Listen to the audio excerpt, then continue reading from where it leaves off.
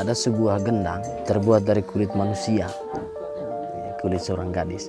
Ada di sini. Mungkin ramai yang tak tahu, selain dari desa adat Werebo, ada satu lagi desa adat di Manggarai yang jauh lebih mudah untuk dikunjungi. Ini dia desa adat Todo. Tak perlu hiking berjam-jam naik bukit, kita boleh akses terus sampai ke kawasan kampung melalui jalan darat. Sampai je sini, kami dibawa masuk ke Niang Todo, sebuah rumah adat berbentuk bulat dan berbumbung kerucut yang cukup unik. Di dalamnya, kami melalui upacara sambutan tetamu oleh tetua adat sambil disajikan teh panas sebelum mereka mula bercerita tentang sejarah dan adat masyarakat di sini. Dan dari sinilah kami tertarik dengan satu kisah yang paling membuatkan kami tertanya-tanya. Cerita tentang Gendang Lok Ngerang. Dulu di sini ada sebuah gendang terbuat dari kulit manusia.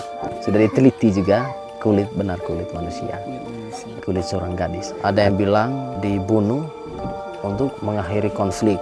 Konflik itu pun terjadi karena merebut gadis itu sendiri.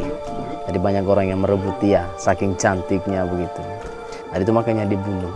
Dan dibuatkan gendang menurut cerita dari bapak tua di sini. Itu dulu sebagai bukti bahwa benar sudah dibunuh. Jadi dulu gendang itu kalau kita main dari sini, itu akan timbul sesuatu di kerajaan lain, di Bima, ya, atau ada suara mungkin di sana. Setelah mereka mendengar itu, mereka percaya bahwa benar sudah dibunuh.